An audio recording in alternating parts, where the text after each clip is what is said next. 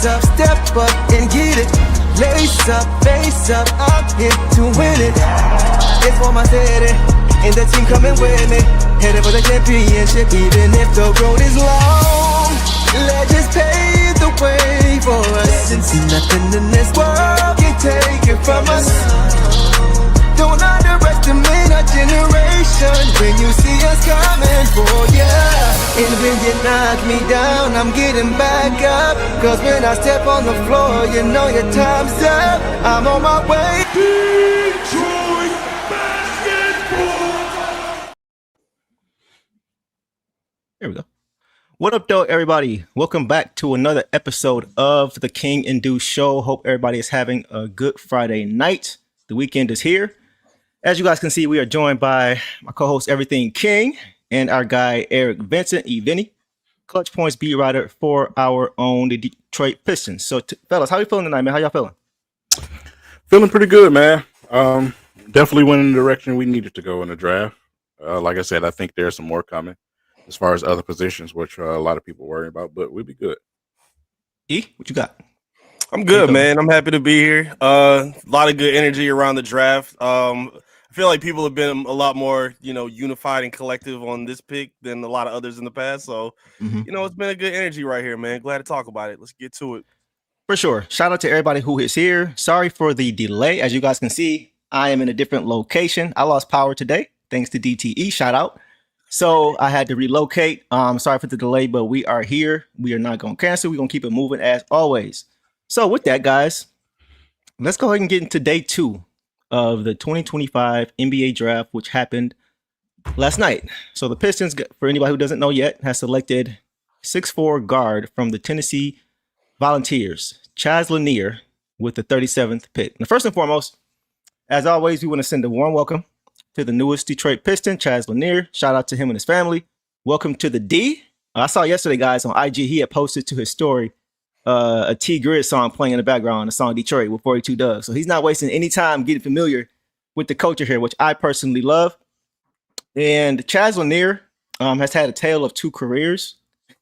He averaged 4 points in his first 2 seasons, or first 2 years, but then he made a huge leap in his last 2 years. So I'm going to pull up his stats from last season, or his college career. We're going to take a look at those stats. And you guys can kind of jump in there and let me know what you guys see. So as you guys can see here, Chaz Lanier guard, 6'4", 175, Nashville, Tennessee. Last year he averaged, what did he average last year? Last year he averaged 18 points to go along with, let's see, 18 points, about 3 rebounds, 4 rebounds, a steal, an assist, and a turnover. And as you guys can see, he really took a huge jump from his first couple years to the last 2. And you see last year was when he played with Tennessee, which is in the SEC, the best division in college basketball, most competitive division in college basketball. So guys, thoughts on the Chaz Lanier drafting? Either one of you guys can jump in there. I mean, obviously the shooting percentage is what I'm looking at right now. Okay. That's what he's most likely going to be brung here to do, is to be someone who can provide some shooting and some scoring. We know the contract situation we got with a few players on our team currently, and we don't know if those players will be back. So why not go and dig into the well and grab a younger player that's next up that you can start preparing now, right? Especially while you're winning and playing in big games, especially in the playoffs. It's the experience and that they need. Yeah. So, like I said, it's a pretty solid move. I know a lot of fans were thinking we would go bigger, but when you look at our contract situation, this is a need too, because like I said, some guys may ask for a little bit more money than what we expect, and we can't afford them. You got someone who can step in and knock down some shots for you and be able to score. Because I don't just want to just label him as flat out just a shooter. He has some sneaky ability to get to the basket too, and some athleticism. So. Like I said, it's just all the way around just a good move. Yeah, I'm seeing some comments here talking about how he got drafted during the commercial break. So hopefully he can have some kind of memory a few years from now. Maybe not in the level of a Jokic who was drafted during a Taco Bell commercial, but hopefully we can look back and say he should have definitely got more shine based on his play in the coming years. E, What you got for us, bro? What are your initial thoughts? I know you were in the building for the press conference that Trajan Langdon held after, and we'll get to that a little bit later. But what were your thoughts on the initial drafting? There were some guys like Rasheed Fleming that was out. We were trying to get things like that. So what were your thoughts initially when you heard of the drafting of Chaz Lanier for the Pistons? Yeah, before I get to that, I like that he's, doing his deep dive on Detroit music. So if that's the case, he got to get Downtown Deuce on his phone pretty soon. So we're going to try to make that happen for you, dog. You know what I'm saying? I got you. It's good to happen. Appreciate you, bro. I love it, though. I love this acquisition. The Pistons are in a position where they needed more connectors. I think they showed that bringing in guys like Beasley, Tim Hardaway Jr., Tobias Harris, who can create his own shot, but he's also a really good connector and like a beneficiary off of passes from Cade, Ausar, Jaden Ivy. I feel like they need another guy just like this. And now to bring one in as a rookie that's a little less expensive, I think this is huge for them. Again, you have a lot of good passers that, bring in a lot of attention. I think Ivy does a good job of bringing attention to him. Cade, obviously one of the most double and triple team players in the league. So you need guys like him to be able to take advantage of those kind of mismatches and open opportunities as well. Another great thing about his shooting is it comes in a big variety as well. Like he's not just, okay, he's wide open, so he's going to knock it out. He's done a really good job of being able to knock down contested shots, tough shots off the dribble, off of catch and shoot, mid-range as well. Like he has a lot of good range to him. And I like the point that King just made as well. While a lot of people may have wanted to see a bigger move or see the Pistons kind of prioritize a lot of guys that can impact the winning right now, your second round number 37 pick is not going to be one of those guys. At least he shouldn't be prioritized for that. And I think even going back to last season with Ron Holland, this is one of the few times over the last several seasons where the picks have not been required to make an immediate impact or at least carry a whole lot in terms of the Pistons, elevating back to a winning status. So bringing in a guy like him, my guy was Tyrese Proctor, but again, they kind of fit the exact same mold, a wing shooter. And that's what Trajan was looking for anyway. He said he wanted a guard that played on both ends of the floor. And I think this is exactly what you get out of a guy like Lanier, who I think can play pretty quickly if that shot translates pretty well. So I like this move a lot for the Pistons. With that in mind, because you led me right to it, I was going to ask you guys, do you think it's early, obviously, right? But do you guys think that there's a good chance that as early as next season that he contributes to this team? I do. I honestly do. Like I said, you can't teach shooting, in certain brackets. And like I said, if he can provide some scoring and knock down some shots, then he can find his way on the court. Yeah. I think, like I said, with guys like THJ probably not going to be around. We'll see what happens with guys like Sasser. Like I said, he has a couple of guys in front of him, but I think he can find some type of way to get on the floor. What you think, E? Yeah, he's spot on. I feel like the opportunity is for sure going to be there. I think free agency is definitely going to be the biggest indicator. Because again, if they can't bring back THJ and Beasley, and they're kind of limited on their shooting from there, the opportunity is going to be there for sure. Again, I like that he's not a combo guard. Like he's a guy that's, predicated on a wing as a beneficiary. Like we've seen a lot of combo guards coming in and out of the Pistons, even with Sasser, who's kind of played that combo guard role. But I like that he's like specifically dialed in as a wing playing shooter instead of, having to ask him to do a whole lot more. I feel like him just kind of being able to focus on what he's good at for now and then expand on defense, maybe a couple other areas, I think will benefit the Pistons most. So yeah, I think the opportunity will be there for sure for him to play early. They're definitely not going to rush him, but I definitely think the opportunity will be there. I'm with you guys, man. I think, it's a 37 pick. I get it. But personally, I think he does have a chance because I was, watching some film of Tennessee. And one thing they like to do is they like to get out and run. They love to get out in transition. And offensively, I think the learning curve for him may be a little bit quicker because of the style of play that the Pistons play. It really does fit his game. The Pistons love turning you over and getting out in transition for easy points. That's one of the hallmarks of how they play. And like I mentioned, that was a big part of the Volunteers' game plan. They want to turn you over and get out and run you out of the gym. So I think also spending a full career in college will help his game. He'll come in a little bit more polished, a little bit more ready. And I personally think, though, he is going to have to earn his stripes on the other end, on the defensive end of the court. It's kind of what we talked about last show with Marcus Sasser. You know, how I was saying I felt is best for him when it comes to carving out a role would be by becoming that defensive dog. And Eric, you mentioned Mike James. That was a great comp. You know, but with a deeper offensive bag. So I think Chaz, in the same way, is going to have to commit to that end first if he's going to want to get on the court. And I think that he will commit just because I don't think they would have drafted him if he didn't have that willingness. And I think the culture here is just going to make it that much easier for him to buy all the way in. Thoughts on that? Yeah, absolutely, man. Like I said, you as a rookie, you got to find ways on the court. You got to do whatever pleases the coach to get yourself on the court. That's what you got to do. Whatever you're good at the moment, you need to focus on that in order to get yourself on the court. You know, one thing with him is, like I said, if you come in the game and be yourself, I don't want him to come in the game and try to, you know, do things extraordinary and, you know, do too much. And this team is a little bit different now. We've seen some of these young players come into situations where the team doesn't really fully have an identity. They don't know what type of team they are. This team is different. We know who we are. We know what our culture is. We know what we want to do out there on the basketball court. So it's a little bit easier for young guys to fit into that because they're established already. You don't have a team full of guys that's trying to figure things out. So I think he'll be able to come in and those veterans be able to, you know, help them, you know, ease right in there like a glove and you know, come here, shoot the ball, man, and play defense. Like I said, just do what JB Bickerstaff asks of you, and I think he'll be fine. I agree. E, what you got? Yeah, I like the balance that the Pistons are going to have on offense. I feel like they have guys that can post up like Cade. They have slashers and creators in Ausar and Ivy.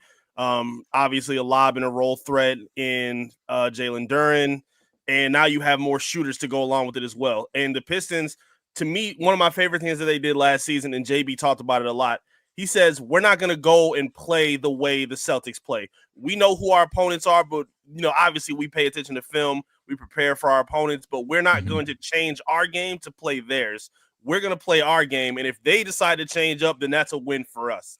And I feel like the diversity that they now have, or really kind of had last season as well, I think is going to really pay huge dividends for them, even if they have like a rookie and a guy like in Lanier. I think he's going to provide a lot of that spacing and a lot of that that diversity offensively for the Pistons. I think it's going to be a huge addition for him. And one more thing, I remember hearing this a lot, even go back to like Keegan Murray when he was drafted in 2022. I don't like when people rip on older rookies when they get drafted. They still rookies at the end of the day. I don't like this assumption of, oh, well, he's this, so he's always going to be that. Like, that's just the dumbest, most short-sighted thing I've ever heard. Like, we just saw Tobias play the best defense of his career at the age of 34 last season? So what's to think that we can't see a rookie that 24 years old grow into some different steps and layers of his game? Like, I just think that's a lazy assumption. And I think we could see some expansion based on how he plays, especially based on what the team is needed. So if he's not a great defender right now, could he be a serviceable one in 2 years? Why not? And for all we know, that's all the Pistons may need. So I'm high on the dude. I think he's a good addition, and I'm excited to see what he can do for the Pistons. Concur. And there's some good comment. Can you want to get in there? Yeah, man, you have struck a nerve when he said that, man. That drives me crazy when people say that. Oh, he played this many years, or he's an older rookie. I'm like, what does that even mean, bro? You know, like I said, it comes from, you know, like I say, you had guys like Kobe, Kevin Garnett, LeBron James. They came in the league, you know, right out of, you know what I'm saying? So, you know, that's where that mentality comes from, and they feed off of that because they say that crap on TV, man, and it just drives me nuts. It means absolutely nothing. Like I said, Chauncey Billups took how many years to become Chauncey Billups? You know what I'm saying? When he first got in, he couldn't figure out anything when he first got into the league. You know what I'm saying? So sometimes it takes time. Well, with him playing in college for an extended period of time, that may shorten things up because he's a little bit more ready coming into the league, unlike a lot of these little kids that you drafting into the league. So like I said, it's a stupid little theory, man, and it drives me nuts. Yeah, it's different with every player. There was some good comments I wanted to highlight here. Doug had a couple of good ones with regard to him playing at the University of Tennessee. He says, Rick Barnes at UT demands defense and Chaz gives effort. And that's all you really ask for. He doesn't need to be a high-end Asar Thompson level defender, those guys come far and few between, right? But if you can provide the effort to try to make impact plays, which he did do that. And that was what was demanded by coach, as Doug mentioned. And then Doug also said Tennessee had the top perimeter defense with Sakai and Mishak and with Lanier. So he's going to come in, from what it sounds like, already having that culture, already having that want to play defense. And I think that's very, very important. James Burns says Lanier equals Summer League MVP. Hold that thought, James, because we are going to talk about Summer League going forward in depth. So we'll get to that soon. Also, Doug, appreciate you. Shout out for the donation here, bro. He says, don't sleep on Ziegler. He is small, but plays crazy hard and knows how to run point. A coach on the floor who could get a two-way. Thoughts on that? Go ahead, King. Yeah, that's gonna be our new little Wheel of Thrill right there. I was watching a little bit of him last night, man. Dude, he's feisty. He is feisty, man, and he is not afraid to take big shots either. Yeah, so like I said, if you guys haven't had a chance in the comments, man, to take a look at him, make sure you go take a look at him. This is a player that the Detroit Pistons will have playing this summer league along with the team. Go and take a look at him. Like I say, he's small, but he can ball. He can go. Listen, I have not as of yet, so I got to do my homework on him and check out his game and take a look at him in summer league too. There's a few guys who I'm looking forward to, which we'll get to, but I may have to add him to the list based on what you guys are saying for sure. So good stuff there. Side note, I wonder what number Chaz is going to wear. He wore 2 at Tennessee. And if I'm not mistaken, the Pistons already have a player on the roster that dons that number. So I think that's going to be interesting to see what number he ends up getting. I'm sure, he's not going to go for, hey, let me pay you for this jersey. He's like, nah, Deuce ain't going for that. Cade ain't going for that. It's too symbolic for him. So I don't see that happening, but I just thought that was interesting. I was looking at this jersey number, but I wanted to get to Trajan Langdon in his kind of post-draft press conference. I know E was in the building for that, and there's one clip that I found that I want to share that I thought was pretty interesting. So let's go ahead and pull that up and take a look at what Trajan had to say. When did Chaz kind of get on your radar, and what was that about? We like Chaz in the process. There were some different things we looked at to getting in the first round, late in the first round. The asks were pretty high. I talked to his agent throughout the day. We knew he was our guy if he got to our pick, and we were very fortunate to get him. Had him in for a workout, spent some time with him, got to do lunch. We interviewed him in Chicago, watched a lot of film on him. First of all, high character and a great young man. Obviously, has really worked his way up, gotten better from North Florida to Tennessee, and had a tremendous year this year in the best conference in the country. But competitive, can really shoot the ball, flies off actions, and had a tremendous year. And like I said, in one of the best conferences and one of the better teams in the country. All right. So what do you guys think about what Trajan had to say with regard to why they actually drafted Chaz? Any reaction to that? I mean, pretty straightforward. Yeah, pretty straightforward. They knew who they wanted to get. He went, like I said, he went through the process. So, like I said, I mean, they know what the team needs. So, like I said, pretty straightforward, man. I mean, he fits right in. I can't wait to see him get on the court. Yeah, man. What you think, Gay? Yeah, GM who drafts for an immediate need instead of just tinkering around with players in positions he doesn't need. Wish they can get over to Allen Park or somewhere in the other Detroit sports area. We'll talk about that later. No, we'll get to that. Yeah, he stuck to his guns. I like that. I like that he especially dating back to last season where he kind of had to learn on the fly.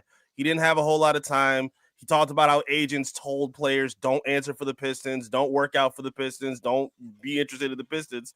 Getting a whole lot of Ace Bailey treatment from a lot of players that they were interested in. So to now have somebody that apparently was really excited about his opportunity to get here, fits the mold of the team. And again, he's kind of sticking with his pattern as well, where again, he doesn't just want, I see that you're a shooter, but we also want a high character guy, a guy that works hard on both ends of the floor, is coachable, and somebody that can get along with the team. And knowing that camaraderie is so big with the Pistons, I feel like he's going to fit in perfectly with what they need. So, I think he's going to be an instant boost right away from when they bring him in. Yeah, bro. I saw a few comments asking about his height. I think he is officially 6'4". I've heard 6'5", But either one, that's still pretty decent size. I mean, it's not great size for a shooting guard or, a scoring guard, but I think he's not 6'1", 6'2", so I think that will help him. I wanted to mention this too, because I've heard a lot of comps with guys like Bees and Tim Hardaway Jr., which I think are good comps. I think there are a lot of similarities there. But when I was watching him, man, maybe it was just me, but I saw a lot of Rip Hamilton. Just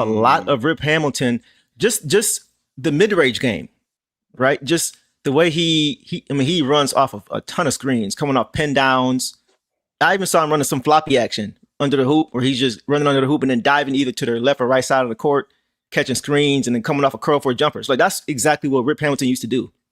And I think that guys like Stu, guys like JD, I think those guys are going to be his best friends, because the better screening you have for guys like him, catch and shoot guys, the more space he's going to have and the more vulnerable your defense is going to be. And what I thought about was, think about the Warriors, right? The strength in numbers 2015, 2016, that team, when they were really beginning to get going with their championship run, they always made sure they had bigs who were good screeners. Always. Like guys like Kevon Looney, right? Kevon Looney, who was not a household name. Draymond Green, obviously, David West, Andrew Bogut, like they always had good screeners, guys who could at times eliminate the defender from the play. And that was really helpful for guys like Steph and Clay, guys who were always running off screens, always moving. And that provided them the space to be able to get those shots they got. So I think guys like Stu, who's a really good screener, JD, who is an improved screener. We know JD struggled at the beginning of last year, a lot of offensive fouls, just the chemistry and timing with him and K were just off, to the point where you would see JD even being afraid to set hard screens because he was afraid of getting the offensive foul, right? Because the chemistry, the timing just wasn't there yet. Whether it was Cade moving too quickly or JD coming too late, right? Either way, the chemistry wasn't there. So I think that's going to be important for a guy like Chaz, who's probably going to be running with guys like Stu if he gets an opportunity. And I think that too is also going to help his game as far as being able to have that space and being able to work out of it. What do you guys' thoughts on that? Yeah, hey man, whatever the Pistons want to do with him. Like I said, if that's what you want to do with him, you want to run him around screens, if that works, fine. I'm fine with it. I just want you to put him in the best position to be successful out there. And whatever that is at the moment, like I said, that's why Summer League is so important, to see what he's most comfortable doing right now. And then training camp, of course. But like I said, whatever works for him when he's out on the court, wherever he can contribute on the court offensively, I'm fine with that. Whether it's screens, whether it's posting in the corner, whether it's at the top of the key with the ball, creating his own shot, because he does have the ability to do that. So, like I said, whatever works for the Pistons, it works for me. Yeah, totally agree. So with that, we talked about the comparisons of comps, the THJs, the Bees, the Rips. But what do you guys think this means? Transition a little bit. What do you guys think this means now for a guy potentially like THJ or Beasley or even Schroeder, who's still a free agent at this point? Do you guys think this has any impact on those guys? Let's start with you, E. What do you think? I mean, I think it does. I mean, I know Trajan said it didn't factor in. I think Amari Sankofa asked him if free agency played any kind of difference in it, and he said not really. I don't know how much I buy that, just because Trajan is very calculated, and he weighs in all opportunities and like everything that kind of goes into his decision making. He's not just the guy that sporadically is going to make a lot of decisions, even with the decisions to like build with the unrestricted free agents. He talked about a lot of the guys in the front office who had the roles of, bringing these kind of guys in. And yeah, I feel like it's going to be tough to bring all three of those guys back. I feel like this is why this move was so important. I mean, seeing what Tim Hardaway did was great for this team. A little bit inconsistent, obviously didn't shoot as good as Beasley did. And I mean, that's okay. I mean, I don't think anyone's going to be upset about the mark that was left by Tim Hardaway Jr. He was really good. Same with Schroeder. I think they were great in their time in the span that they were needed. But at this point, the words of Nipsey Hussle, circle got smaller, everybody can't go. Like everybody can't be a part of the movement. It's got to be some moving parts and pieces. And that's where the front office has to show off their intelligence. And I think, instead of leaping for like a center like Weaver would do, or, just going off whoever, he made a move for somebody that at least made sense for the areas of need for this team. It's the NBA of the modern day. You can't have too much shooting. And a guy that, like him, I feel like he's going to be able to work and predicate himself on like King said, just earning his minutes in any way possible. Like, maybe the three doesn't fall right away, but if you playing defense and working hard, that's going to buy you some clout with the fan base. That's going to buy you some more minutes. I mean, hell, Cade's first game, he didn't score until like the third quarter or something like that with the layup, and that's all he scored. Like, the crowd went crazy off him diving for a loose ball. So there's ways that you can still be active and involved with this team. We saw it with Ron Holland last year while he was getting his offensive game a little more mature. So, yeah, there's going to be opportunity for him to get there. And as long as he understands that it's not always going to be just the offense that keeps you on the floor, it's going to be everything else that goes along with it. And I think the Pistons culture will help get that in his mind. And I think that's going to add to his ability to be here. Good point. Good point. What you think, King? Yeah, man, I totally agree with that. Like I said, basically it was what I was saying, man. It's up to how he wants to get himself on the court. Yeah. I don't want to keep repeating myself, but it's just how he wants to get on the court, man. You got to take what you can get right now as a rookie and find a way on the court because, like I said, you have a roster that's ready to push for a playoff run. Yep. So whatever you got to do, you got to do. Yeah, I agree. And Eric, with regard to what you said about Trajan, how when asked about if it had an impact, I thought that was a great question, straightforward question by Amari. And of course, what's Trajan supposed to say though when asked that question? You know, I was hoping he'd be a little bit more transparent, but I understand why he wasn't. I'm glad that Amari asked the question. But what's he gonna say? Yeah, of course. We don't know the futures of those guys, so we don't know their future. So we just brought Chaz in case they leave, in case they get too expensive. He's not gonna say that, right? But I was hoping he'd give us something a little bit more. But it's cool. But I do believe though that Trajan meant what he said when he said in his presser a couple days ago. I think it was it was a pre-draft presser, and he said that he wants to have optionality and flexibility with this roster, and that's exactly what Doug said here. He said, do you guys put any stock in uninformed draft grades? I love having optionality. And yeah, uninformed, absolutely not.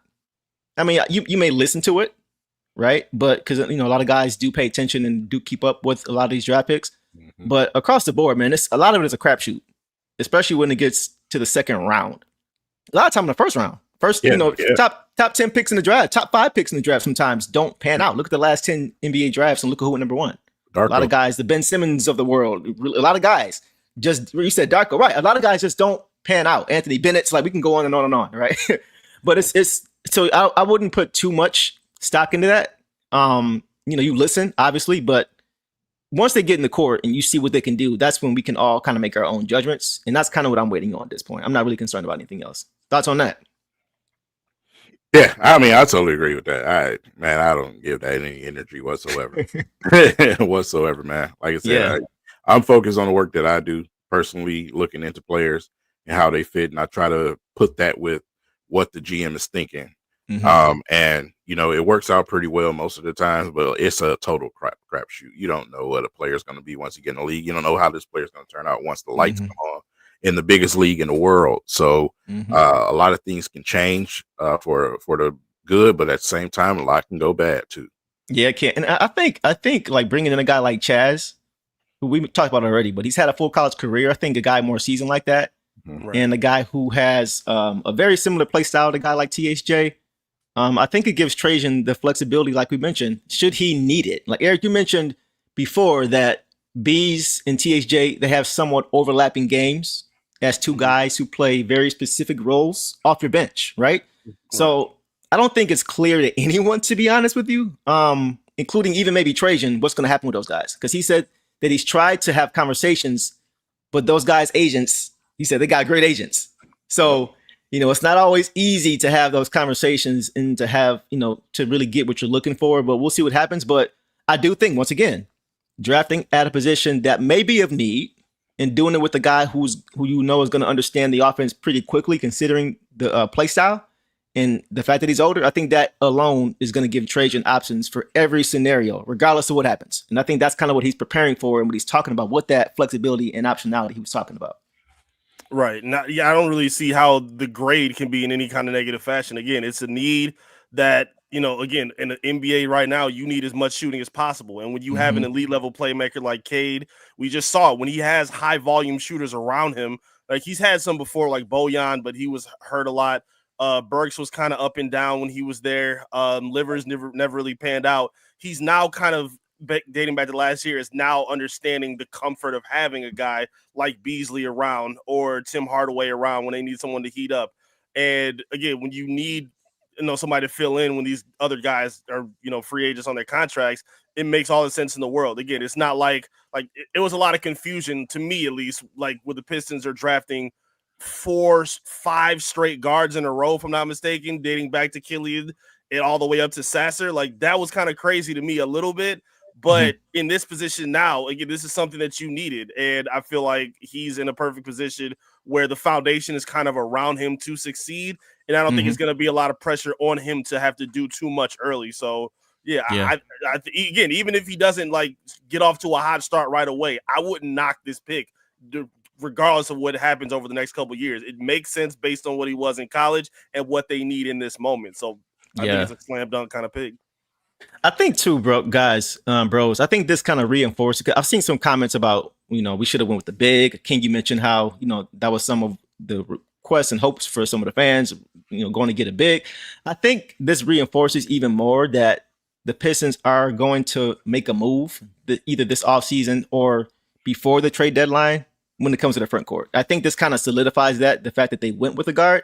That's not a guarantee now that, had they drafted a big, that big will play right away. But I think we can all agree that getting more size in the front court is paramount. So the fact that they went with a guard tells me that they may have more confidence in being able to address the situation with the big, possibly through a trade or possibly in free agency, than they do at that guard situation. Otherwise, I think they may have taken a big because they don't have any current bigs that are free agents as of right now. So I think them taking Chaz makes more sense for them right now. As far, once again, I keep saying it, but as far as that flexibility, I think the fact that they have, their bigs pretty much, tied up, at least for now, made them think maybe we should go with a guard to kind of make sure that we can cover those other areas where we do have free agents. Well, I'm glad that you said that because that's kind of what I was explaining on social media last night. We don't have to necessarily move now. You have the trade deadline. So that gives you that first half of the season to really sit and look at things and say, hey, let's see how much guys like Bobby Clinton can progress. Let's see what we have right now. You don't have to rush and make a move right now during the offseason, man. The Pistons are they're going to make the playoffs next season. We can do things at the deadline if we have to. But right now we need to focus on getting more and more shooters around guys like Cade. You want guys that I'm tired of seeing the double teams. I'm tired of when certain guys are on the floor, they're double teaming. And it's annoying. It's just annoying. You want guys that cannot be left out there on the perimeter. He's a guy you cannot leave out there on the perimeter. He's going to kill you every single time. So the more and more players that you draft like that, it makes it a lot easier for your offense. It gives guys like Kate a whole lot of relief, man. Yeah, 100%. Anything else on that, E? Yeah. The team's priority right now is still finding out what they have with that young core. Again, I'm 100% with you. I think they do need to find a little bit more size and athleticism on that on the stretch four position. I found myself going back and forth arguing about John Collins because apparently was it Jake Weinbach said that they were going to be one of the teams that could be contending and suiting for him. I hated it at one point. I liked it at another point. I argued back and forth with it a lot, but regardless of the take on that, there's still number one focus right now is understanding who needs to stay a part of that young core. And I feel like once they have that answer, it'll be easier to start making those kind of moves. I feel like Orlando was able to do that because they know what they have in Paolo. They know what they have in Franz and even Jalen Suggs, as one of their backcourt guys. If they could just get one more piece to go with that, it makes sense. So it made sense for them to plunge when they did. The Pistons don't have that certainty yet, and I feel like this is where that make or break year comes in, like we've talked about before. So again, this is still their priority at the moment. Again, they still have the time to develop their young guys and kind of be a little steady with some of their role pieces. And I think that's what they plan on doing at this point from here.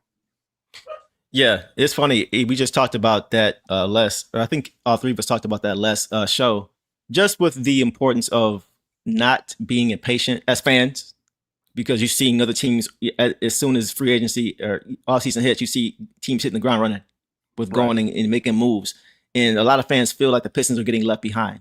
But we talked about it before, man. Like, waiting for the trade deadline can really be advantageous, because that's when we talked about it. When teams get desperate, teams who are trying to make a move may be more willing to make a move they don't want to necessarily.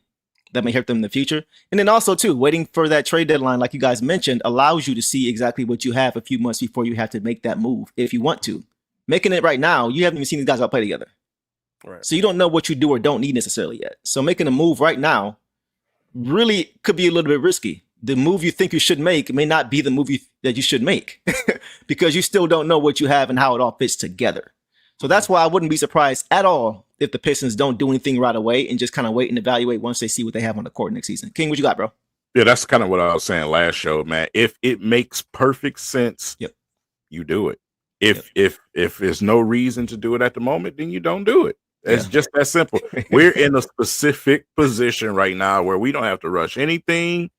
And we're not, I'm scrambling and looking for this and looking for that. We're not in that position right now. Yeah. We're in the East where we just seen the team that we had last season. If they're healthy, they can really make some noise in the playoffs, man, past the first round. Yep. So it's no reason to rush and do anything outrageous. But again, if the right situation arrives with the right player, you take the opportunity. Yep. So that's a great position to be in for Trajan Langdon. Very good position. And I think we're going to see his patience on full display. I really do. Wanted to get this other super chat in here. Doug, showing love tonight, bro. Appreciate you, man. Little topic, but we'll get to it because he asked a question. Doug says, off subject, but how does Jaden and Ausar look?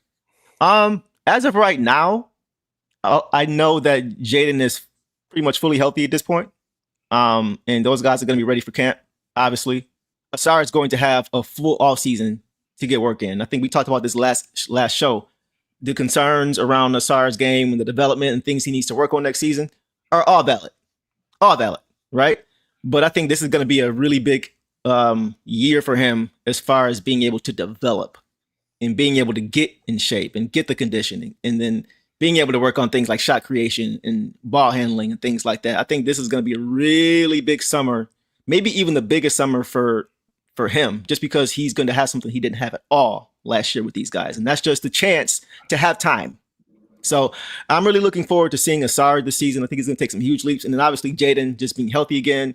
I think he's going to pick up right where he left off last season. Maybe not game one, because he's got to get back to playing NBA basketball again. But I think both those guys are going to have a really good season next year. What do you guys think? What do you think, E?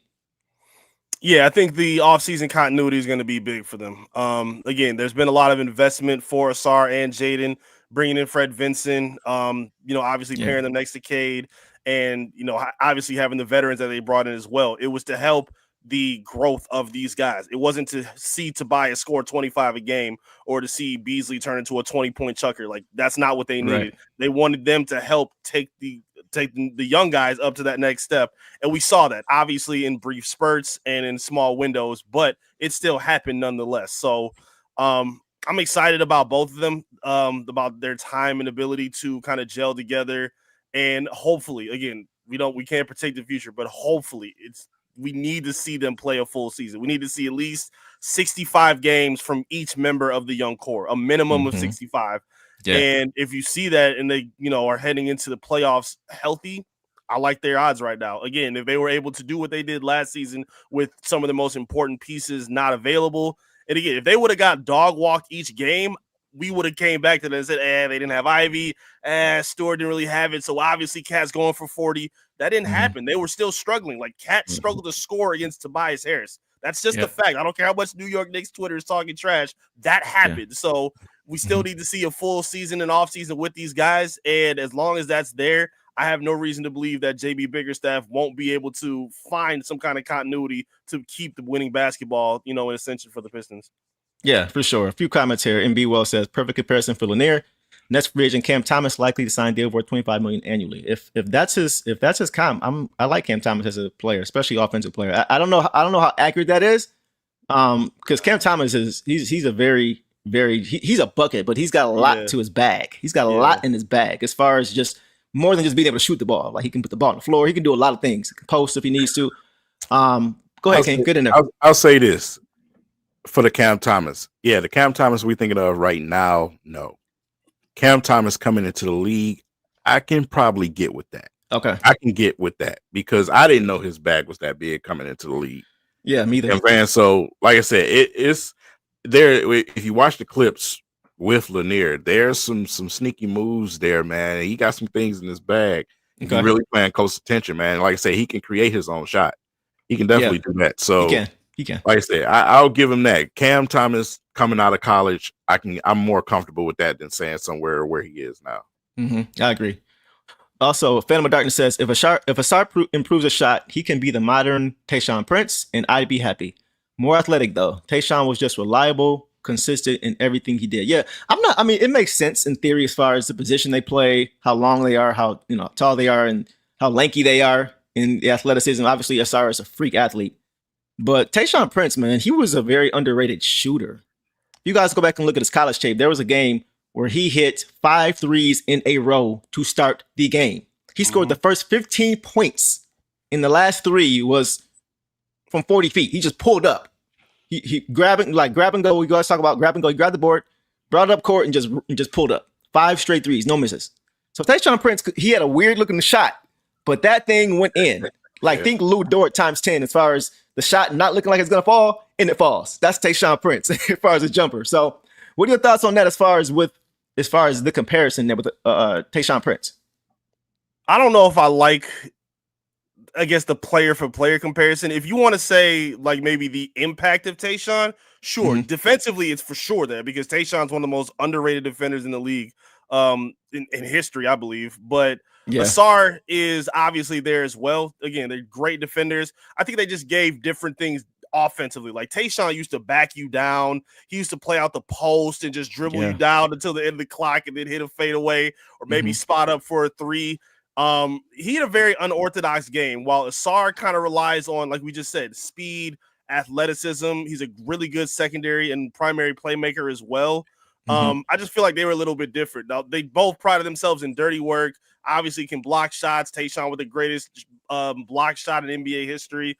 So a little bit of it is there. I can see that. I just think the offensive skill set is just a little different because, like I said, Tayshaun wasn't a super athlete like Ausar was, and the way he scored is just in a way that I don't see Ausar. Like, I don't know if I ever see Ausar being the guy that's going to back somebody down in the paint. Like, that's just not how he plays, unless he just brings it out of his bag somehow. But who knows? Again, the impact and the reasoning, again, could he be like the 3rd most important guy to the team because of what we're saying? Sure, maybe, but again, I just think they play a little bit different based on what they bring. And then too, real quick, and I'm gonna come back to you, King. Tayshaun Prince, I believe he played 4 years in college, so he came into the league. I think he was 22 when he came in. Ausar, I believe, was 19 when he came in. So Tayshaun was a much more polished player coming into the league, and you could see the IQ was just there on both sides of the basketball. He rarely hurt you whenever he was on the court. You know what I mean? So I just think the fact that he was able to elevate this team in so many different ways, and the fact that he was older coming in really helped him be able to have that rookie impact that we saw. What you think? Can you get in there, bro? Yeah, man. It's the Tayshaun is just a cerebral person by personality. He's like I said, when you look at their 2 games on the court, it's just 2 total different things. Like I said, Ausar is a guy that can set you up. He uses speed and athleticism, run up and down the court. Tayshaun will back you down and shoot a hook shot over you, bro. You know what I'm saying? He fit in the corner, shoot that ugly looking jump shot, man, and it'll drop. That's Tayshaun. He'll do whatever it takes to win a basketball game. And I think that's the comparison. It's the mindset of the 2. They'll do whatever it takes to win a basketball game. But when it comes to natural games, it's 2 different games. What I want to see with Ausar, I want to see him be a little bit more aggressive getting to the basket this season. I want him to use that athleticism. I want him to use that body frame that he has and learn how to control it. So, Trajan Langdon kind of mentioned that, and that's what I when you have a competent franchise, thank goodness, they know what players need to do. And for him to mention, that, he's going to be working on that type of thing, man, that's important for him. Because that's to me, that's the next step for Ausar, is becoming a guy that can take you to the basket, man, and use his athleticism. I want Ausar's body and athleticism with the mentality of Ron Holland when he goes to the rim. You see what I'm saying? So that type of thing. And one thing that he'll understand right away is that a lot of dudes are not going to want to jump with them. You know, a lot of guys in these leagues, they don't want to be on a poster. So use your athleticism to the best of your ability, man. I want to see the Pistons provide more situations for him to cut to the basket as well this season. You know, I don't want him just standing at the top of the key, dribbling the basketball, trying to make plays. Get him open. You know, get him coming off some backdoor screens and things like that, where he can use that athleticism. So I just want to see him implement it a little bit more into the offensive side of the basketball. But him having a full summer of working out, being with the team and focusing on certain things, honing certain things in his game, I think that's big time for him. And then Ivy is Ivy. I mean, what are we talking about here? We already know what Ivy's going to do, bro. I wanted to say something about that real quick. With regard to what Doug was saying about Ivy and Ausar, but more specifically, Jaden. And we've talked about this a lot because I'm hearing more and more. I've kind of heard it all year once he went down and once Ausar came back. Because I'm hearing a lot of, when he was playing, the Pistons were under 500, and then when he went down and Ausar came back, then the Pistons started playing better. But people always forget that they never played together. They didn't start one game together, the two of them. And the retort to that may be, well, Ausar didn't play with Jaden either, but they were still better. And my reply to that will be, all that means is that Ausar is a better fit with Tim Hardaway Jr. than Jaden is with Tim Hardaway Jr. Because that was the lineups that we saw. And Tim Hardaway Jr. was not supposed to be a starter this season. That was supposed to be Ausar Thompson in that small forward role with Jaden at the shooting guard. But we saw Jaden at the 2 and Tim Hardaway Jr. at the 3, waiting for Ausar to get back. And then when Jaden goes down, now you have Tim Hardaway Jr. with Ausar Thompson. So all that means is that it was a better fit with Ausar Thompson and Tim Hardaway Jr. as opposed to Jaden Ivy and Tim Hardaway Jr., 2 shooting guards. So it's supposed to be that way. So I just wanted to point that out because I'm hearing a lot of that, but that doesn't really mean that it wouldn't work because we still didn't see Jaden and Ausar. We never saw that combination. I would even argue to say this. You can say that to the average Joe fan that don't watch basketball. We watch every single game. You really gonna try to pull that on somebody like us and not realizing that I will even argue to say that Ivy was the one who started them on the winning curve before he got injured because he was the one knocking down game-winning shots, if I can remember. So for a lazy fan, you can run that crap, man, but not for us. I just wanted to point it out because I'm hearing a lot of it. Go ahead, Eric. Yeah, and I was just gonna say, even if that were the case, even if they had the under 500 record, they still were winning basically the same number of games. They won all of last season before he got injured. We were still seeing gradual steps in his game. So even if the wins weren't up to some people's expectations, the improvement was there, the effort was there, and they were answering the most important question coming into last season. Can Cade and Jaden Ivy play together? And we have the answer now at this point. We just need to see it now in a season-long stretch. But at this point, I think everyone is kind of bought in to see that, yes, they can work together and play winning basketball. So, that's probably one of the laziest narratives I've seen on Pistons Twitter. Right. I agree. So we can leave that there. We just wanted to call that out and reply to that. Getting back to Tayshaun real quick, and then we'll get to Chaz and we'll move on. Here's Johnny says, 4-year Kentucky? Yes. He played at Kentucky for 4 years, and that's why he came into the league as a rookie, looking like he's not a rookie. Like a Ron Holland, for example, who did the same thing at 19, which is crazy. But I think that's the difference between a guy like Ausar and a guy like Tay is just the experience factor and being able to hone your game. Ausar didn't have that in college. Frank says, love Tayshaun. Ausar's ceiling is even higher, though, which is very good. I mean, naturally, he's got the gifts. Now it's a matter of can you put it all together? He says, John Jones says, Kentucky Tayshaun was yes, he was. He was an absolute beast. And it's crazy that he went, I think he was drafted 22nd overall, which is wild to me. But he definitely was a sleeper in that draft. One more thing, I wanted to shout out a particular subscriber, Chaka B. Bailey 768. Commented on my YouTube short yesterday and made an interesting point when it came to Chaz. Said the Volunteers lost Dalton Connect last season and still made it to the Elite 8 last year. That should tell you a lot about how good of a shooter Chaz is and how good of a player he can potentially be. And we all know Dalton Connect was regarded as the best shooter in last year's draft. And Chaz has been heavily regarded as one of the best pure shooters in this year's draft, along with guys like Con Canupul from Duke and guys like that. But I just thought that was interesting when to shout that out, just to see how they were still able to really stay above water, and even more than stay above water, but even advance deep into the tournament, even though they lost a guy like Dalton and replaced him with a guy like Chaz, who came over this year to Tennessee. Yep, Yeah. he's Thoughts on not an that? empty. Yeah. Yeah, he's not an empty numbers guy. He obviously was, very instrumental in them playing winning basketball.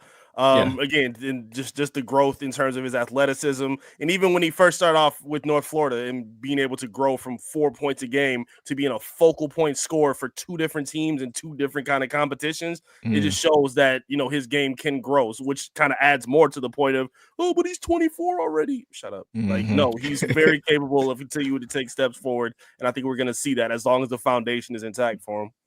Yeah, 100%, bro. Should be a good season for him. Doug, man, you are showing all kind of love tonight, bro. We really appreciate you. Yeah, man. Says, great show, dudes. Appreciate you, Doug. I could not do this without these two fellas with me, man. It would be totally different. So, as always, I appreciate y'all being here with me and rock out. But Doug says here, love you, King, and Eric telling the truth. Yeah, let's talk about it. Thanks for being there. Appreciate that, Doug.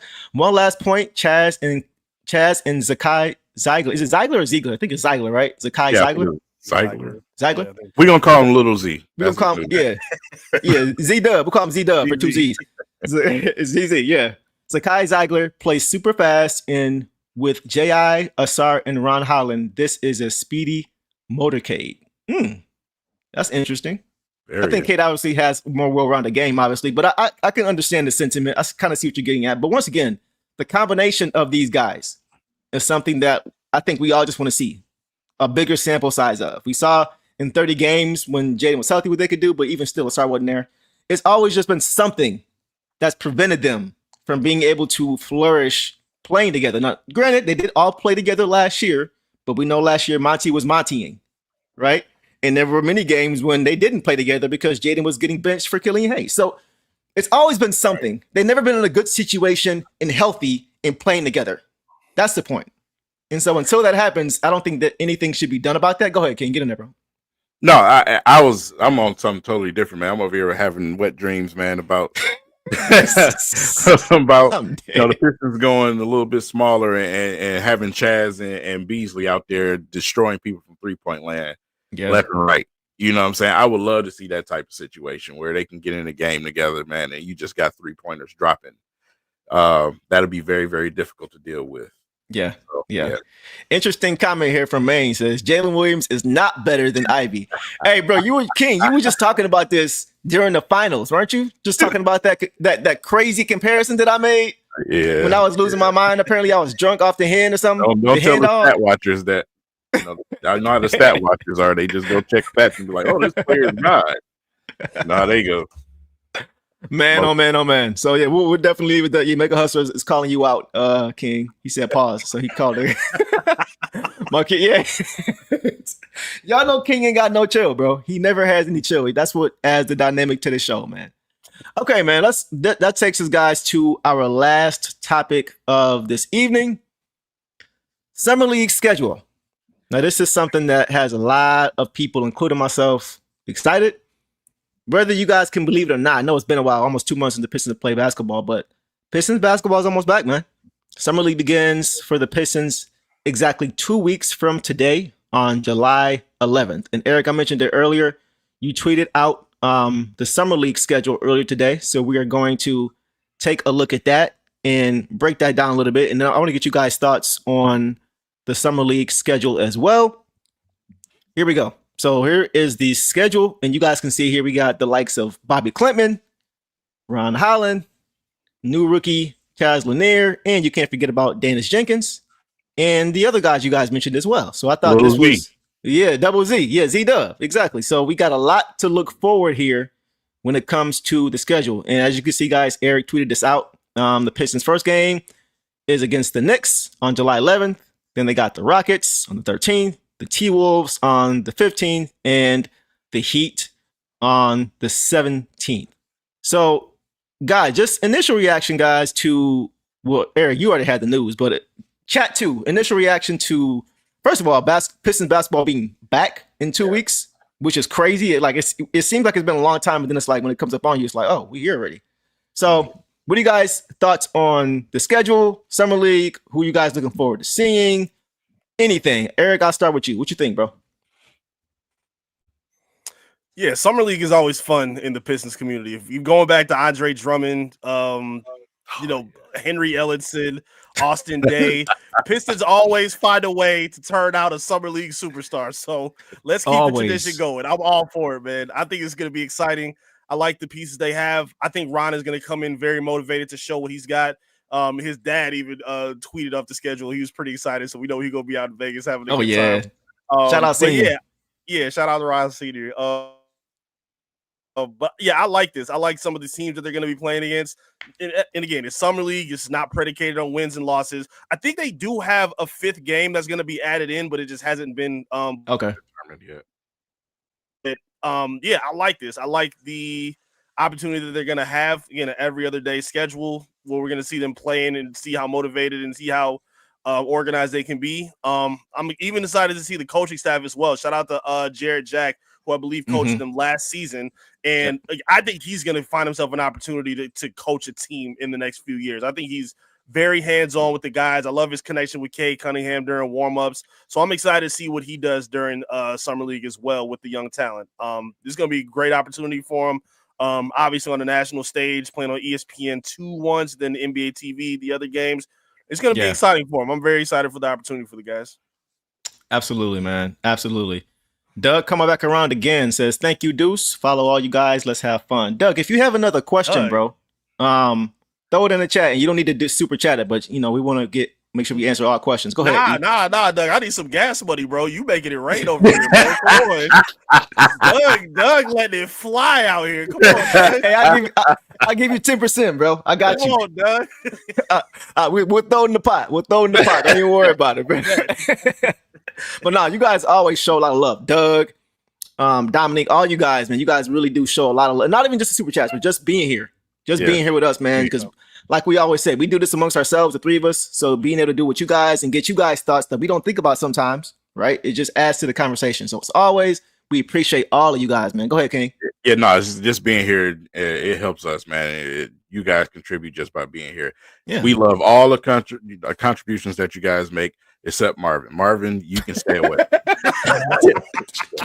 Call him all the way out, bro. We don't need your shenanigans, Mark. You give us headaches. Marvin, man, you better get you a vest, bro. You be catching strays all the time from King, bro. You be coming at your head all the time. But no, seriously, we definitely love all you guys' support, man. Definitely a good time to always be here with you guys. So since we're talking about everybody who's here, let's go ahead and Dominique just popped up. Man, that's crazy. Okay, Dominique, appreciate you as always, bro. Always showing love. Always. Right on time, man. Right on time. Dominique says, guys, making it rain. You know what I'm saying? Yeah. I need that kind of bread Dominique got. What you do for a living, bro? How can I be down? Right. You know what I'm saying? You know what I'm saying? For real. I'm gonna shoot you my resume, bro. For real. Dominique says, it's only summer. It's only summer league. I love the preface. But I want to see Bobby throwing dimes, Chaz wetting threes, and my guy Crash out Ron. Gotta dominate his second go around so I can have my off-season overreaction. Yes, sir. Right there with you. What's your thoughts on that, man? What Dominic got to say? Perfectly put. Man. I agree. I love the summer league. Just like Eric said, man. Ever since Andre Drummond, Henry Ellison, KCP at a crazy summer league, I love summer league, man. Stanley Johnson, I see it in the comment.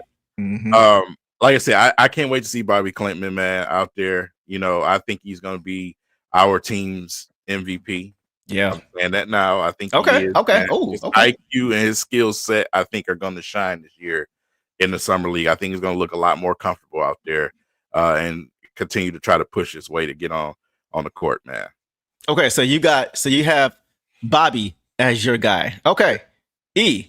Do you have a particular guy that maybe you think is going to show out or that you just kind of want to watch and pay attention to out of the 4 or 5 guys that we've talked about for the summer league roster? What you think? Who you got your eye on, bro? I mean, it's easy, but I'm going to just go with Crash Out Ron. I love that nickname, first of all. And I just want to see, look, we saw a lot of his game kind of develop or come in sporadic spurts. Like he had some flashes on that mid-range jumper. His downhill scoring, I think, got really, really strong towards the end of the season. And I just want to see that next evolvement. Again, I want to see him put on some more muscle. Again, because the fear it does non-existent for him. He's willing to go at it. He's willing to take any shot and take any chance and make any play needed to kind of lift up the Pistons and give them what they need. So yeah. I'm very excited to see Ron take that next step and see the next evolution of his game, starting with Summer League, because apparently he's been working hard, and I think he's going to be pretty dedicated to show what he's going to prove. It could go any which way, bro. As far as who's going to be the spotlight player or the highlight player, it could be any of those guys, man. I mean, y'all know, man. And we've talked about it since the beginning of last year's Summer League. When we all hopped in the phone or hopped in the group chat or something. I forgot what it was. We were all like, y'all see Bobby Clement? This guy, Bobby Clement? I was like, who is Bobby Clement? Bobby Clement. I was messing his name up, all that stuff. Shout out to Bobby Clement, man. Dog. But yeah, I really feel like he's going to be the guy. I mean, I think Ron is going to do what Ron does. But I just think Bobby is a guy that maybe licking his chops a little bit as far as to being able to show what he can do more. We saw him play a little bit last year, but it looked like he was just kind of getting his feet wet, just kind of getting used to playing with the team, not trying to do too much, just making the right play. I could see him being much more aggressive this time around. Yeah. Ron got on the court. I think you'll see a lot more hunger from Bobby. He's trying to get on the court. So hunger. Yeah, and Ron's already played in the NBA playoffs. So it's like he doesn't really have much to prove in Summer League like a lot of these guys do. He already knows he's going to be a part of this team. We all know he's going to be part of this team going forward and a big part of it. So I think a guy like Bobby, who may get the opportunity and then may relish that opportunity, could definitely be a guy who does some damage. But it could be Chaz, it could be Dennis Jenkins, because he played well last year in Summer League too. You know, those were the two guys who I was watching last year, was those two, him and Bobby. So it could go either which way. But Eric, anything else on that, bro, as far as who you think might be that person to really just show out? Yeah, I'm just having my eye on everybody, to be honest with you. I was trying to get an answer out of you. No. I'm still doing a little bit more homework on the undrafted guys, so I don't want to put too much pressure on them for right now. But yeah, those are kind of the three focal point dudes for right now: Ron, Bobby, and then obviously Chaz to see what he can do. I think those three alone are going to be able to make some noise, and those are three guys that, again, based on the skill set that we see, they elevate the other guys around them as well. So, offensively, I'm excited to see how they mesh together. And by the end of that fourth game, I think we're going to see some pretty good things out of all of them. I think so too, man. I wouldn't be surprised if they won the whole thing. I mean, they are like oozing with talent, bro. A lot of talent on this team. I saw somebody ask, Eric, has the complete roster been released that you know of as of yet? I know we've got a few guys who we know for sure are going to be there, but I haven't seen anything yet as far as the complete roster. Anything you've seen? No, they usually send out confirmation to the media once that's been established. Yeah, I don't think they've sent that out yet. They just sent out the schedule, which they said could be subject to change. But no, I haven't seen a final Summer League roster yet. Okay, got you. Do you guys think a guy like Bobby Clement will have a role on this team next year? I know it's kind of off script, but do you guys think, we're talking about him, you guys think he could have maybe not a huge role, but do you guys think he could carve out a consistent 10 to 12 minutes, 12 to 15 minutes, maybe max next season for this team? It depends. Chad, what do you think? Go ahead. It depends on what the roster look like, man, because it's kind of hard at his spot right now to crack that roster. It depends on what we do. If we do something, during this offseason, we add somebody else. It just depends on the roster. And if he can get above a guy, or if he can find some minutes, if somebody goes down with an injury, hope they don't. But if he can find a way to get on the court. But it's just a tough spot right now for him to just try to crack that roster and get on the court. Even what you got, bro? Yeah, I think Summer League is going to be that audition for him. I feel like he's going to be able to turn some heads like he did last season, which, again, he did great. But obviously bringing in Tobias for his first year, leaning on the veterans a little bit more. Obviously playing beef stew at a new position. They didn't want to throw too much at him, which I totally understand, to not put Bobby in there. But if he shows out in this go around, I don't see why not. Again, they haven't brought in another 4 at this point. So, barring, let's say, make another trade or do something different, I don't see why not. Marvin, stop talking about Marvin Bagley in the comments. No, we're not spinning the block on him. That's not happening. Absolutely not. No, I'd rather ride out with Bobby and see what he got. No more broken pieces like Marvin Bagley. Absolutely not. Lord. Yeah, just guys that don't fit with what we're trying to build, right? Please. 100%. Danny P2 Ant 3. I know I said that all wrong. So Danny, I'm gonna go with Danny. Says, just for the love of the game, Ron is my one to watch in Summer League. I mean, I can see that too. Just having a year under his belt, a year of Summer League under his belt, and of NBA basketball under his belt. He's going to come there a lot more ready than a lot of guys who may be there for the first time who don't really know what to expect as far as, their first game, the role for their team. Ron is probably going to be the leader of that team. Yeah. You know what I mean? He's probably going to be the leader of those guys. So I wouldn't be surprised at all if he is the guy that just comes and shows out and shows that he may be at another level than most of these guys on the court. I could see it. Mm-hmm. Could definitely see that. I also think there's a slight chance, man, if Ryan comes out and he shows that he's that guy, that he may not play Could be. far as the final couple of games of the summer league. I've seen that happen before too, where hey, we don't want to get you. You have an opportunity to get hurt out there. Let's just get you a couple of games, and then you can just work out and practice with these guys. Yeah, and we'll pull you back and let them go. Right. One more thing, guys, before we got here, a little off topic. Dennis Schroeder. Would you guys like to see him return to the Pistons this season, or do you think the Pistons should try to go in a different direction at guard with maybe a more defensive dog type of mindset, like a Marcus Smart, who happens to be Ron Holland's cousin, by the way? Shout out to Charles Hill for putting us on to that. What would you guys like to see the Pistons do? Like, obviously at the right number, if we can get at the right number, okay, but like just the player in fit, what do you think we should do, or the Pistons may do, when it comes to Schroeder this offseason? Schroeder was big for us. Mm-hmm. You know what I'm saying? I can't even sit here and say I wouldn't want him back at this point. He was big for us, man. He knocked out some big shots. He calmed us down when we needed to be calmed down. Yeah. He's not afraid of anything.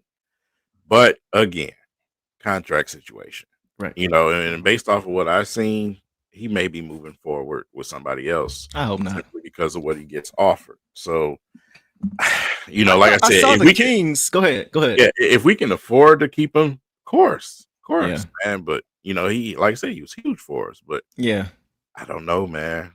I don't know, because like he's a journeyman for a reason, man. So but like you said before, I think the days of the huge contracts for him, I think he's more in a different spot right now.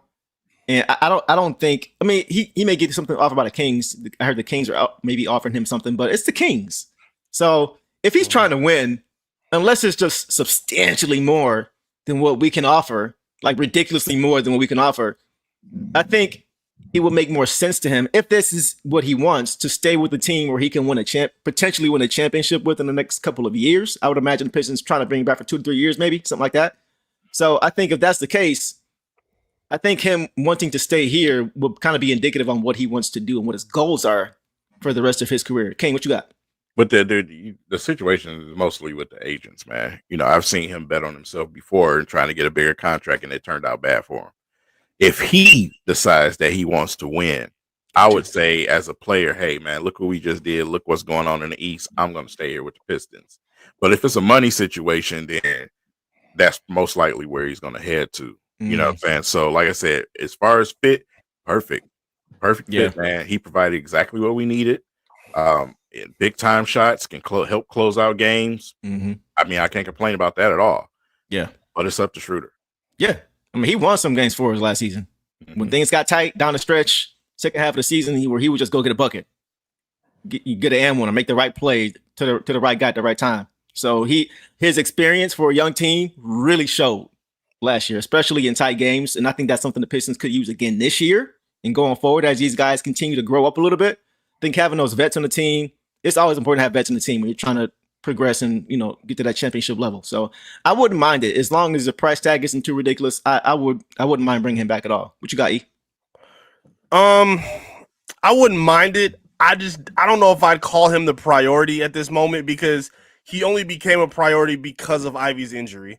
Great point. And I feel like if Ivy's going to be 100%, and if he's going to be, in staggered rotations with Cade like we saw last season, if he's going to be the one that's leading the charge, again, Cade or Ivy can play on ball or off ball, but I wouldn't mind him being the, on ball leader of that second unit, when Cade sits down or if he comes back off the bench. I think that will work for him.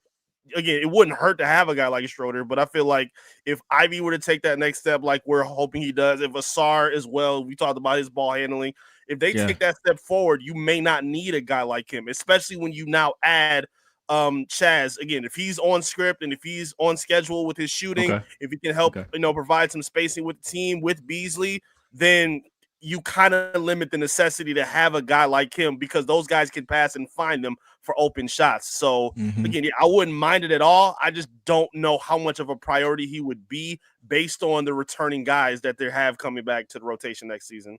No, that is a great point. But we talk about that often. For the newcomers here, we've talked about what he just said very, very often. When you think about when Jaden went down, it wasn't long after that the Pistons went and got Dennis Schroeder. Right. Because the only two creators for others on the team were Cade and Jaden. Those are the only two guys who can create for themselves and create for others. The only two, right? So when you lose one of those guys, you got to rely on your guy, but you can't play your guy 42, 43 minutes a game. And that's what the Pistons were doing with Cade, because those 5 or 6 minutes when he wasn't in the game, when he was playing heavy minutes, you had Malik Beasley trying to be the hub. You had Tobias Harris trying to be the hub of the offense, and it just wasn't enough. It wasn't something you want to rely on consistently that you can sustain. And so we saw Cade kind of get run into the ground a little bit during that period, those few weeks. And I think Trajan saw it. We got to get some more help. We got to get another ball handler here. And we still saw in the playoffs, it was still a problem as far as not having, because even with Schroeder, when Schroeder sits down, it's Cade again. If you play them both together, that helps Cade. But when they get tired, then what do? You know what I mean? So the fact you made that's a great point of not having Jaden available. And we just continue to see in his absence how important he was to this team, even without even playing. Yeah, because I don't ever want to see Beasley with the ball in his hand coming up the court ever again. No, tragic. I don't ever want to see that again. And also, this is why you go and get the draft. This is why you go in the draft and get what you got. You know what I'm saying? Because he is a player that can bring the ball up the court. So this is why you go get what you got. You know, just in case guys like Dennis are not going to be around. Agreed. There you go. You got a young guy that you can put into that role, because we all know that guys like Beasley, guys that's like, you know, like Sasser, that this is not what they do. You know, so these guys are scorers. They're shooters and scorers. So that's what you do that for. Yeah. Couple more questions, guys, and then we will call it. I saw a comment about Lindy Waters. Torch Lord says, so Lindy Waters is listed to be on the roster next year. Anyone think he can do anything on the court? Well, he can definitely do some things on the court. You can definitely do some things on the court. The question is he's going to get opportunity in front of the guys ahead of him. I'm just glad Simone is not on the team no more. I mean, that's the thing. If Fontecchio isn't here, to be frank, like I would love in a perfect world for him to return next season and just become the player he was 2 years ago. That we got when he first came from Utah, who was just shooting the lights out, wasn't turning the ball over, wasn't putting the ball on the floor and turning like it in a perfect world. Because I like him when he's playing well, but when he's not, it really is visible. King ain't rolling with that at all. But yeah, I like. No, I like seeing this last year. It didn't happen a lot last year. You said this, huh? Not this. This. Get him out of here, brother. Listen, man. Hey, listen. Fontecchio was fun. He was fun that garbage year. Oh man, that was funny. But to me, defensively, even though he tried, he's still garbanzo beans on defense, man. I'm just done. I'm over it. You know what I'm saying? I feel it, bro. I feel it. I try. Go ahead. Play both sides of the court. Okay. At this point, because if everybody else is doing it, you need to do it too. Especially when your shot ain't falling, you better be out there taking charges, biting people. I need you doing everything when your shot ain't falling. Yeah, and I just didn't see that from him, and it kind of rubbed me the wrong way. I feel it. No, I'm not mad at you, bro. Go ahead, E. You want to respond to that? Yeah, no, I just for Lindy specifically, yeah, he can do some good things. Again, he didn't get a whole lot of time and opportunity to show it. Unless it was in garbage minutes and, you know, he was able to go on a bit of a heater, you know, knocking down a few threes or whatnot. I wouldn't mind keeping him around. I like his game. And I like what he brings. And again, you can never have too much shooting. Tech, I think, I don't know. Tech, he's just not the same guy. When they were able to move on from Bojan and bring him in, everybody thought he was the young, new, and improved Bojan. And then he tried to do too much after that. Like he tried to isolate and dribble. It seemed like every time he dribbled more than 3 times, trouble was nearing. So he just got to get back to the bases. And if assuming he's still around, I mean, I don't know at this point, but he got to get back to the basis of what made him who he was a couple years ago. Yeah, I agree. King ain't rolling with that at all. Yeah, I can see as soon as you mentioned his name, he was like, if he can get back to the shooter that he was, I'll shut up. But that's what I'm saying. Yeah. So we'll see. hopefully for his sake, he can turn it around because I do think he could be a quality player when he's playing at his best. He just was a really bad year for him last year. He was just kind of lost at times. You could just see it. He was trying. It wasn't for lack of trying. It just wasn't effective. You know, it wasn't impactful. Like we all talk about guys like Ron Holland, who doesn't need to score but can still find ways to be a net positive on the floor. So hopefully he can get back to what he does best, and we can have a different conversation if he's still here. Doug says, couple more dollars gas money, Eric. I seen your. Oh, you got stalkers out here, bro. Doug is watching you. I seen your car, bro. I don't even want to ask, bro. I don't even want to ask, bro. You got cameras in your house, bro? You bugged out over there, bro. Doug, listen, man. You been good to us, Doug. Don't make me call nobody, Doug. Come on. You doing us good. You throwing some good check. Don't make me call nobody, Doug. Come on, man. I'm dead. Nah, Doug probably just messing around. You saw right, Doug. I'm dead. One more, man. We got a lot of love from y'all tonight, man. Eric Williams says, "What's good, fellas? I wanted to know how y'all feel about Ace Bailey's situation." So isn't that so? All I know is that he declined to work out for the Jazz, and they picked him up anyway. Never do that. You never. Yeah, like you can't make those kind of demands, bro. Not this early. Not at least in my opinion. Like you haven't even stepped foot in the basketball floor in the NBA yet. Like I'm not even talking about him. I'm talking about the organization, bro. Yeah, okay. I don't like. If a player doesn't want to be there, don't bring him to your team. I see both sides of it. Like, no, you know what? You're right.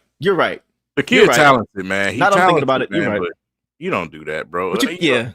That's like signing. That's like trading for somebody, and they specifically say, "I don't want to play for this team." You're gonna have an angry player. Well, we'll see. We'll see what happens. It was the worst team in the league for a reason last. Man, no, but that's a valid point. What you say is true. Unless you just have confidence, you can change his mind. But I mean, Utah is not really heading in the right direction, so I don't really see how you could do that. So I don't know. That's a good point. I mean, as far as chemistry and having guys motivated and focused on the right things, that's a very good point that you say, bro. And the love just keeps coming in, bro. Dominique, man, showing all kind of love, bro. I appreciate you guys, man. We all really appreciate. I know we said it already, but this is really fun getting to kick it with y'all. Dominique coming back around says, question.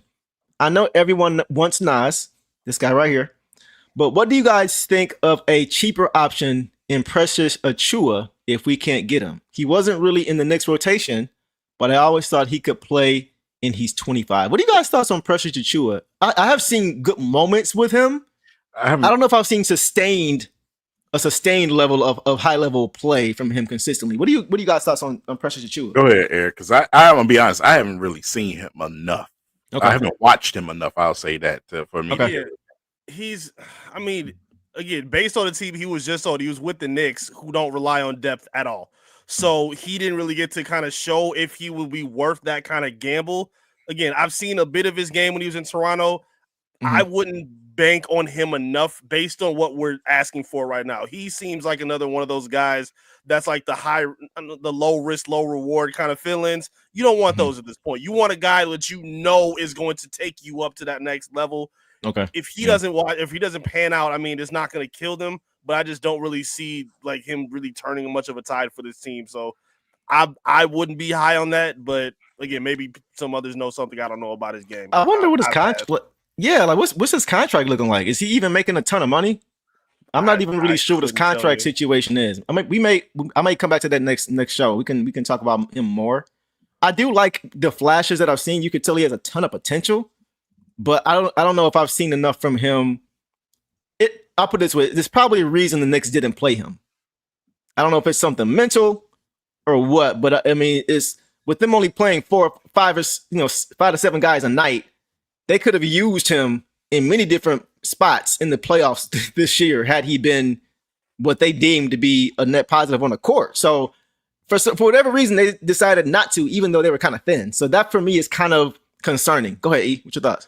He was on a 1-year deal with the Knicks. So he's an unrestricted free agent this year, and he's basically going to be on his 4th team in, just a few years. So I think that kind of speaks for itself right now. He's not a guy that, again, is not a dude that you're throwing in to really turn a whole lot for your front court. I just feel like he's a depth guy that can maybe spark some energy. Would you want him to be one of the most important guys on your team? I don't think so. And I think even based on the little we know about him, I think that's kind of safe based on what he's been in the league thus far. I'm okay. Good. Okay. King? Yeah. I mean, he said it. He said it all. Yeah. I agree. I think we'll just wait and see. 30% career shooter. Like, yeah, you don't You can find better. Just because we know what we need. We need spacers on the court. We talked about that, right? So yeah, especially if you're a wing or a 3-4, you definitely need that. Dominic says, I just think he's better than Paul Reed. You guys think Paul Reed's gonna stick around? I don't know. I like Paul Reed. I think he played admirably in the playoffs against bigger guys.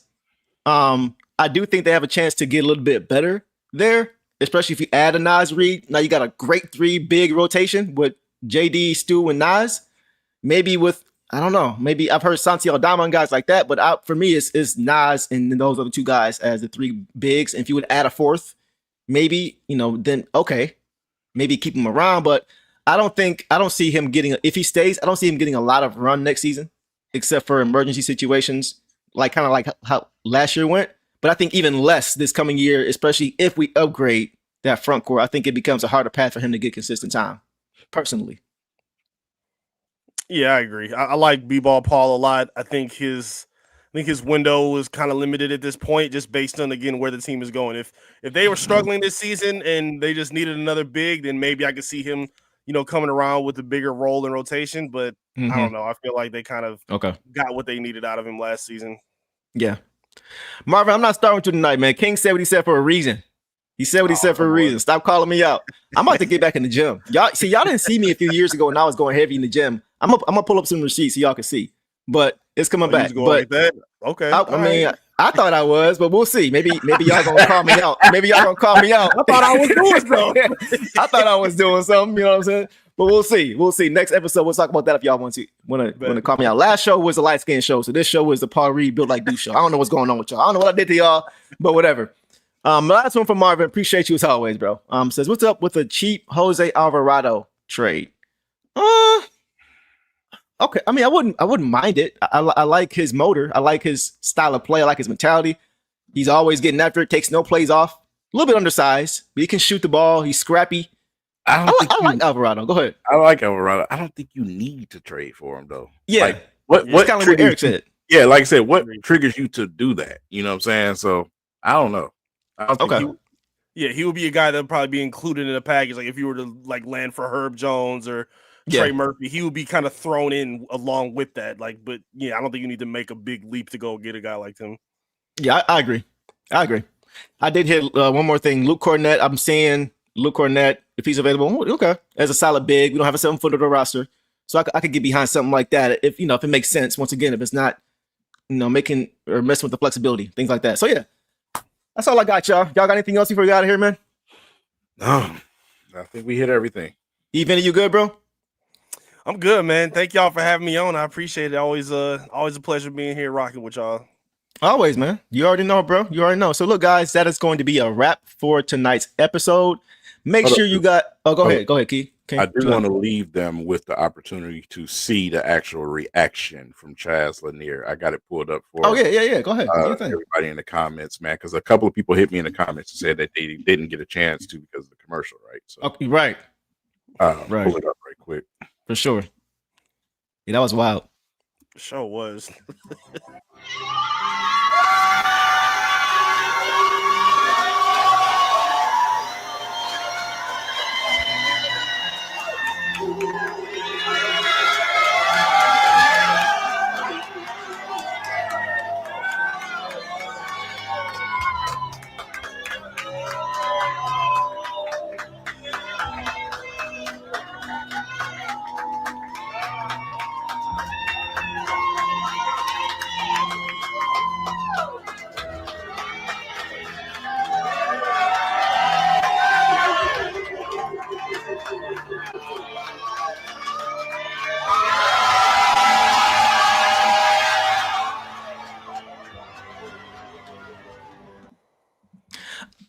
Bro, I don't know what it is, man.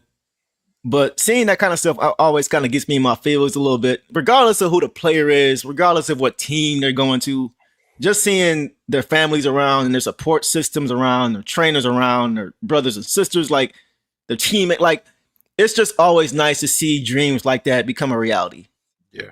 Regardless of who it is. You know what I mean? All the work these guys are putting in, all the work we don't see with the people around them, helping them get to this point, right? King, you always talk about that. It takes a village and all these different things to get these guys to this level. That's why we like having players and having their family on our show, is to be able to see the journey. So it's always cool to be able to see those kind of things and to see those kind of dreams realized in real time. I think it's pretty dope.